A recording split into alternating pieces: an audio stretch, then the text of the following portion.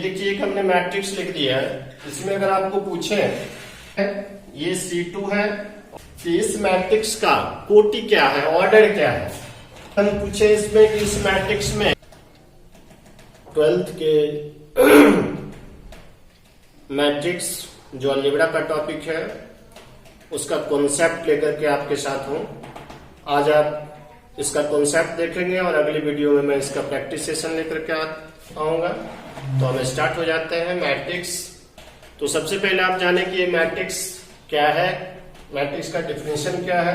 Number का vertically और horizontally, number का वर्टिकली और हॉरिजॉन्टली अरेंजमेंट ही मैट्रिक्स कहलाता है।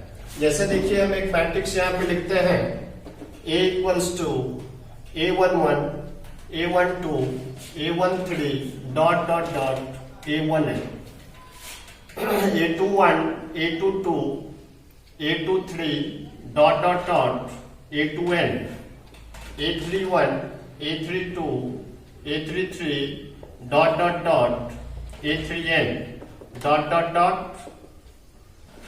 AM1, AM2, AM3 dot dot dot AMN।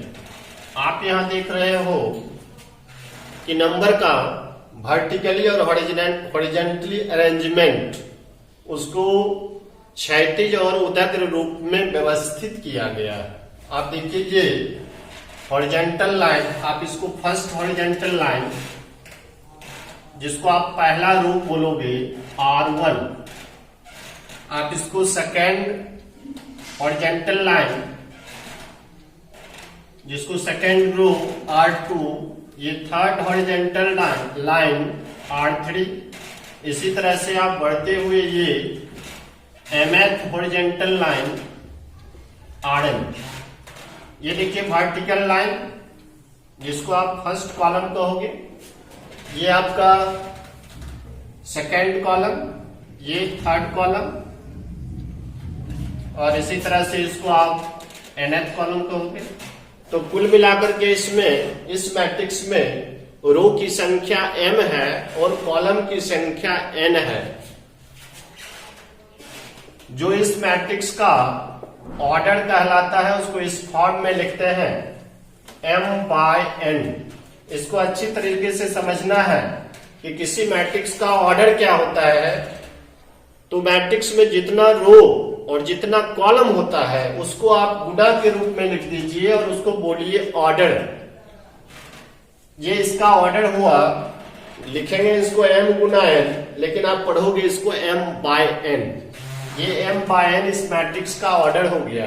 और एग्जाम के व्यू से ये एक ऑब्जेक्टिव सवाल बन जाता है जहां आपको 1 नंबर मिल सकता है अगर आपको ऑर्डर के बारे में जानकारी है। तो इसको और आप अच्छे से देखो, इसको हम शॉर्ट फॉर्म में इस मैट्रिक्स को ऐसा लिख सकते हैं A equals to Aij m/n। ये इसका ऑर्डर हो गया। इसको आप शॉर्ट फॉर्म में ऐसे लिख सकते हो। एग्जाम्पल अगर हम एक मैट्रिक्स का लें 2 3 4 3 7 9, ये देखिए एक हमने मैट्रिक्स लिख दिया है। इसमें अगर आपको पूछे इसमें रो कितने हैं, तो आप देख रहे हो कि इसमें 2 रो है। ये फर्स्ट रो हो गया, ये आपका सेकेंड रो हो गया। इसमें अगर आपको पूछे कॉलम कितना है, तो आप बताओगे कि सर 3 कॉलम है। ये C1 है, ये C2 है और ये C3 है। तो इसमें रो की संख्या 2 है और कॉलम की संख्या 3 है। अगर आपको पूछा जाए कि इस मैट्रिक्स का कोटि क्या है, ऑर्डर क्या है, आप कहोगे कि सर 2/3, लेकिन उसको लिखेंगे 2 into 3। आपको अगर हम पूछे इसमें कि इस मैट्रिक्स में कुल एलिमेंट, कितने एलिमेंट को एंट्री मिली है, कितने एलिमेंट को प्रवेश इसमें दिया गया है, तो आप बोलोगे कि कुल 6 एलिमेंट्स, 1 2 3 4 5 6। आप इसको यहां से भी कर सकते हो कि 2 into 3 इक्वल्स आएगा 6। तो इसका मतलब है कि इस मैट्रिक्स में कुल अवयवों की संख्या जो है वह 6 है। तो आप अच्छे से ऑर्डर ध्यान दो कि ऑर्डर क्या होता है। तो किसी मैट्रिक्स में जितना रो और कॉलम होता है उसको आप गुणा के रूप में लिख दीजिए और बोलिए उसको बाय, वही उसका ऑर्डर होता है। चलिए यहां से आगे हम लोग चलते हैं। जैसे आपको हम कहते हैं कि एक मैट्रिक्स में अगर 25 एलिमेंट्स हैं तो कितने ऑर्डर इसके पॉसिबल हो सकते हैं। एक मैट्रिक्स में 25 एलिमेंट्स हैं तो इसके ऑर्डर कितने पॉसिबल होंगे। आप देखिए 25 ऑर्डर हमने क्या लिखा है कि ऑर्डर को आप लिखोगे m/n, तो क्या इस 25 को m/n के फॉर्म में लिखिए तो आप 25 को लिख सकते हो 1 into 25, 25 into 1, 5 into 5। क्या इसको और कुछ लिख सकते हो? बिल्कुल भी नहीं, ऐसा ही लिखोगे आप। तो यह कुल इसका ऑर्डर हो गया 1 2 3। तो इसके कुल जो ऑर्डर पॉसिबल होंगे वो 3 ऑर्डर पॉसिबल होंगे। 1 into 25, 25 into 1, 5 into 5। इसी तरह से अगर आपको हम कहें कि मैट्रिक्स ए में 18 एलिमेंट्स हैं, इसके कितने ऑर्डर होंगे। टोटल ये एलिमेंट्स है, मैट्रिक्स के फॉर्म में हमने लिख दिया। इसका एलिमेंट्स मैट्रिक्स ए में कुल एलिमेंट्स जो है वो 18 है। अब देखिए इसको आप m/n के फॉर्म में लिखो तो 18 into 1, 1 into 18, 6 into 3, 3 into 6, 9 into 2, 2 into 9। तो देखिए कुल कितने ऑर्डर 1 2 3 4 5 6। तो ये ऑर्डर आपको अच्छी तरह से आना चाहिए कि किसी मैट्रिक्स का ऑर्डर क्या है। जिस मैट्रिक्स में जितना रो और कॉलम होगा उसको आप इनटू के रूप में लिख दें, वही उसका ऑर्डर कहलाता है। अब सवाल पे हम आगे चर्चा करेंगे अगली वीडियो में। आगे जो है आप कॉन्सेप्ट देखें। यहां से आगे हम लोग टाइप ऑफ मैट्रिक्स में चलते हैं कि मैट्रिक्स का कौन कौन सा प्रकार होता है। तो आप सबसे पहले देखें रो मैट्रिक्स, जिसको आप पंक्ति आव्यूह कहोगे हिंदी में। इस मैट्रिक्स को देख करके ही आपको पता लगना चाहिए कि इस मैट्रिक्स को रो मैट्रिक्स कहेंगे। ऐसा मैट्रिक्स जिसमें एक और केवल एक ही रो होगा, a matrix has only one row is called row matrix. तो आप रो मैट्रिक्स जान गए कि जिस मैट्रिक्स में केवल रो होगा और रो जो होगा वह एक ही रो होगा, तो उसको आप रो मैट्रिक्स कहोगे। इसी का हम एग्जाम्पल दे दें, जैसे सिर्फ अगर यहाँ पे लिख दिया हमने 2, यह भी एक रो मैट्रिक्स है, तो इसमें सिर्फ एक ही रो है। अगर हमने एक मैट्रिक्स लिख दिया, यह भी एक रो मैट्रिक्स है। तो रो मैट्रिक्स में ज्यादा कुछ नहीं है, जिसमें सिर्फ और सिर्फ एक ही रो होगा, आप उसको रो मैट्रिक्स कहोगे। उसी तरह से हम जब कॉलम मैट्रिक्स में चलते हैं, तो कॉलम मैट्रिक्स में जिसमें एक ही कॉलम होगा, जैसे देखिए 1 2 3 लिख दिया, यहाँ आपको कॉलम 1 दिख रहा है। अब देखिए यहाँ पर हमने लिख दिया 3, इसमें अगर आप पूछे कितने कॉलम है तो एक कॉलम है। इसको आप रो मैट्रिक्स भी कह सकते हो, इसको आप कॉलम मैट्रिक्स भी कह सकते हो। ये रो मैट्रिक्स और कॉलम मैट्रिक्स दोनों है। तो रो मैट्रिक्स, कॉलम मैट्रिक्स। आगे जो मैट्रिक्स है वो काफी इंपॉर्टेंट रहता है, उसका बार बार चर्चा आएगा। वो आपके एग्जाम में भी क्वेश्चन 1 मार्क्स में आता है। Square matrix, number of rows and number of columns are equal. एक ऐसा मैट्रिक्स जिसमें रो और कॉलम की संख्या बराबर हो। जैसे इसमें आपको हम पूछे कि कितने रो है, आप कहोगे कि सर 2 रो है, 1 2। कॉलम कितने हैं तो 2 कॉलम्स है, 1 2। तो number of rows equals to number of columns, तो इसको आप स्क्वायर मैट्रिक्स कहोगे। इसी को स्क्वायर मैट्रिक्स को बहुतों बार आपको क्वेश्चन मिलेगा ऐसा पूछा हुआ।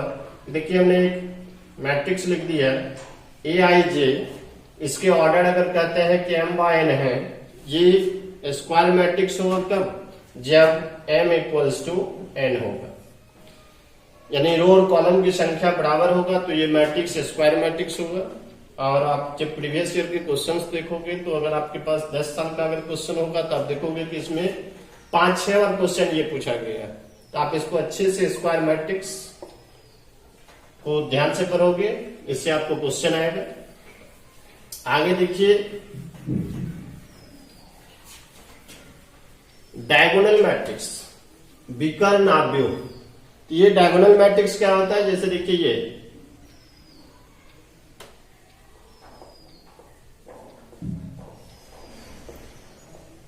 आपको ये दिख रहा है कि यह एक स्क्वायर मैट्रिक्स है, तो डायगोनल मैट्रिक्स को स्क्वायर मैट्रिक्स होना एकदम से नेसेसरी है। उसके अलावा देखिए क्या ये इसका मेन डायगोनल होता है। किसी भी मैट्रिक्स का मेन डायगोनल अगर वो स्क्वायर मैट्रिक्स है तो स्टार्ट और एंड को आप मिला दीजिए, ये आपको मेन डायगोनल होगा। आप इसको कभी मेन डायगोनल मत कहना, मेन डायगोनल स्टार्ट और एंड। तो स्टार्ट और एंड इसको छोड़ करके जितने सारे एलिमेंट्स होंगे वो जीरो होंगे। देखिए इसको छोड़ करके जो एलिमेंट्स हैं वो जीरो हैं आपके, तो ये डायगोनल मैट्रिक्स हो गया। आप कहोगे क्या सर,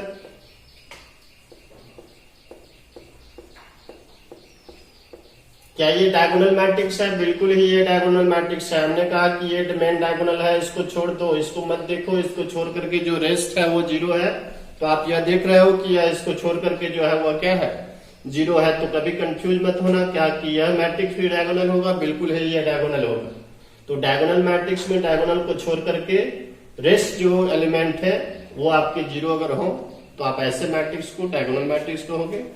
दूसरा देखिए आपका है स्केलर मैट्रिक्स। स्केलर मैट्रिक्स अदिश आव्यूह। देखिए ये अदिश आव्यूह भी स्केलर मैट्रिक्स भी इसी से मिलता जुलता है। थोड़ा सा आप यहां पे ध्यान दो।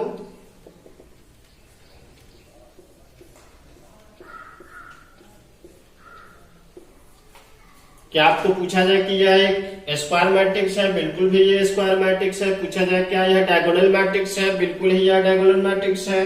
क्या पूछा जाए कि यह स्केलर मैट्रिक्स है? तो यह स्केलर मैट्रिक्स है। तो स्केलर मैट्रिक्स और डायगोनल मैट्रिक्स में आपको क्या डिफरेंस नजर आ रहा है? देखिए यहाँ पे ये मेन डायगोनल का जो एलिमेंट होगा वो ऑल एलिमेंट इक्वल एलिमेंट होगा, चाहे जो भी हो। अगर आप इस मैट्रिक्स को कहते हो कि क्या यह डायगोनल मैट्रिक्स है, बिल्कुल ये डायगोनल मैट्रिक्स, ये स्केलर मैट्रिक्स भी है, डायगोनल मैट्रिक्स भी है, स्क्वायर मैट्रिक्स भी है। ये स्क्वायर मैट्रिक्स है, स्केलर मैट्रिक्स है, लेकिन डायगोनल मैट्रिक्स नहीं है। इसको छोड़ करके ऑल एलिमेंट जीरो तो है, लेकिन अदिश जो है वो कहता है कि यह इक्वल एलिमेंट होना चाहिए, कि ये इक्वल है। तो यह स्केलर भी है, ये डायगोनल भी है और ये स्क्वायर भी है। तो ये दोनों मैट्रिक्स जो है स्केलर और डायगोनल एक दूसरे से मिलता जुलता है, कंफ्यूज नहीं होना है, दोनों में डिफरेंस आपको समझना है।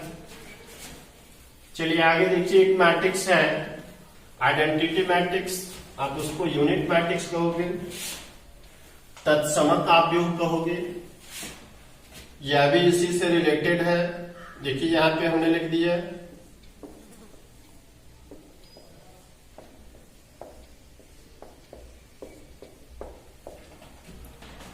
देखिए ये 2x2 ऑर्डर का है, ये 3x3 ऑर्डर का है। इसको आप I2 भी कर सकते हो, जनरली I भी कर सकते हो, इसको भी आप I3 कर सकते हो और आप इसको I से डिनोट कर सकते हो। तो देखिए यह स्क्वायर मैट्रिक्स है, बिल्कुल भी ये स्क्वायर मैट्रिक्स है।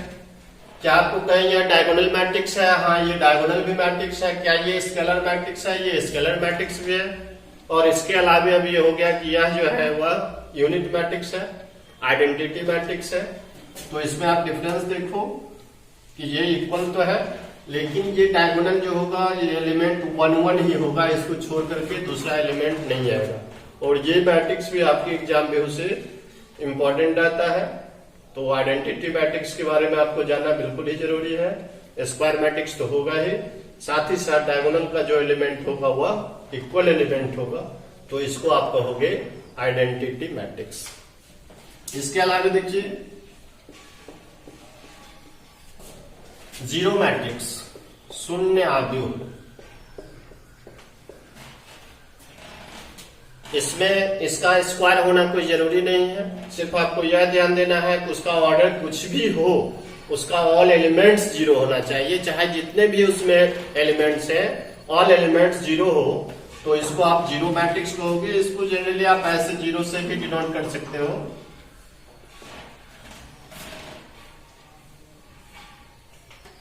ठीक है, तो ये जीरो मैट्रिक्स आपने देख लिया। इसके अलावे कुछ और मैट्रिक्स हैं जो, जैसे मेरा सवाल आएगा क्लास में, तो वहां पे कुछ और टाइप का मैट्रिक्स ऐसे मुख्य रूप से जो आपके एग्जाम जो है उनमें बस इन्हीं टाइप का जो है यूज होता है। कुछ मैट्रिक्स और आगे बढ़ेगा। अब आपको आ जाना है एडिशन ऑफ मैट्रिसेस। दो मैट्रिक्स को हम लोग कैसे जोड़ते हैं, उसका एडिशन कैसे करते हैं, ये ध्यान देना है। जैसे देखिए एक मैट्रिक्स हमने लिखा 1 2 3 4। अगर आप सब कहें कि 2a का मतलब हो गया है कि इस मैट्रिक्स में 2 से हमने मल्टीप्लाई कर दिया स्केलरली। 2 से आप मल्टीप्लाई करते हो तो 2 से मल्टीप्लाई करते हैं या इसको a को a से प्लस कर देते हैं, एक ही बात होता है। 2 से मल्टीप्लाई करने का मतलब हुआ इसके ईच एलिमेंट में आप 2 से मल्टीप्लाई कर दो, या इसी को आप 2a निकालने के लिए a प्लस a, तो a प्लस a। सबसे पहले आप एडिशन का कॉन्सेप्ट जाने कि दो मैट्रिक्स को हम ऐड कब करेंगे, कब दो मैट्रिक्स ऐड होगा। उसके लिए मैट्रिक्स के ऑर्डर का इक्वल होना एकदम से नेसेसरी है। दो मैट्रिक्स का अगर ऑर्डर इक्वल नहीं होगा तो उसका एडिशन पॉसिबल नहीं होगा। तभी मैं एक मैट्रिक्स का एडिशन उसी के साथ कर रहा हूं, तो निश्चित ही उसका ऑर्डर जो है वो इक्वल है, इसलिए इसका एडिशन होगा। जब हम ऐड करते हैं तो उसका करस्पॉन्डिंग एलिमेंट संगत अवयव जो होता है वो ऐड हो जाता है। संगत अवयव देखिए, इसका पहला एलिमेंट, इसके पहले एलिमेंट, जो जिस पोजीशन पर है वो अपने पोजीशन वाले एलिमेंट के साथ जो है वो ऐड हो जाएगा। तो बहुत आसान है, इसको आप ऐड कीजिए। 1 + 1 आप 2 लिख दीजिए, 2 + 2 4 लिख दीजिए, ये 6 हो गया, ये आपका 8 हो गया। इस तरह से आपने इसको ऐड कर दिया कि a को a से, और ये मेरा 2a निकल गया। आप इसी तरह से 3a निकाल सकते हो, 4a निकाल सकते हो, 5a निकाल सकते हो। अब देखिए यहाँ पे हमने एक मैट्रिक्स लिया, दूसरा एक मैट्रिक्स ले लिया। सबसे पहले देखना है क्या दोनों मैट्रिक्स का ऑर्डर सेम है। इसका मैट्रिक्स का ऑर्डर फर्स्ट का 2x2 है, इसका भी 2x2 है। आप देख रहे हो कि ऑर्डर जो है वो सेम है, तो इसका एडिशन होगा, बिल्कुल ही एडिशन होगा। आप इसको ऐड कर दीजिए, a + b।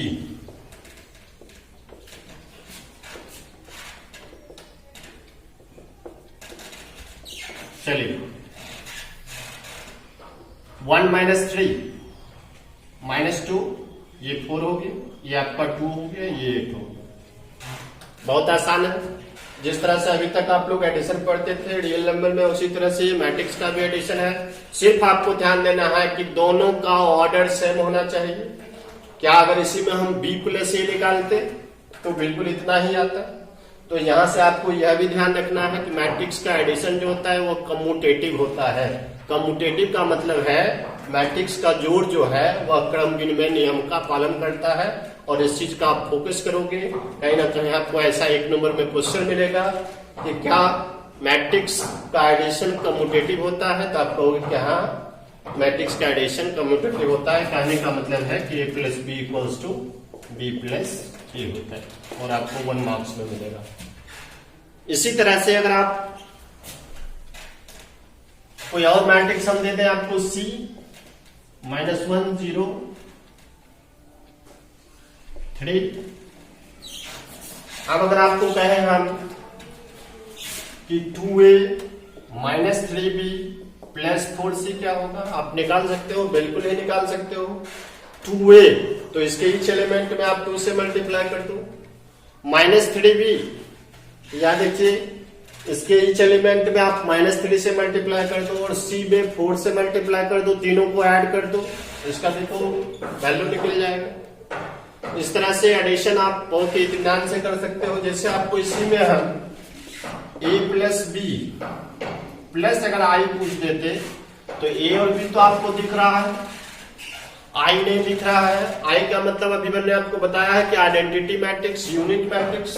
तो a और b आपको देखना है कितने ऑर्डर का है। a और b आपका 2x2 ऑर्डर का है, तो निश्चित रूप से i जो आप लोगे वह 2x2 ऑर्डर का लोगे। यहाँ a और b का वैल्यू रखिए, एडिशन कर दीजिए। तो इस तरह से आपने देख लिया कि एडिशन मैट्रिक्स का।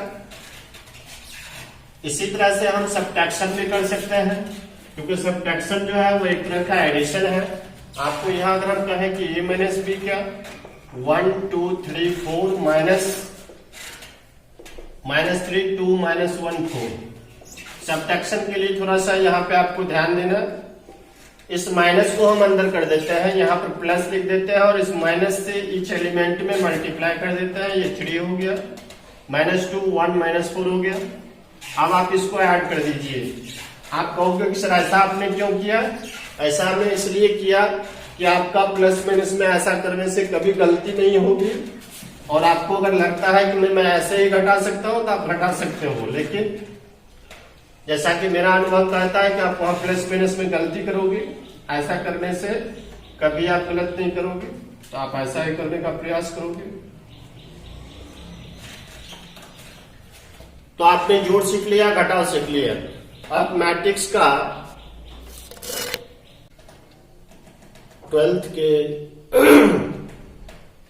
मैट्रिक्स जो अलजेब्रा का टॉपिक है उसका कॉन्सेप्ट लेकर के आपके साथ हूं। आज आप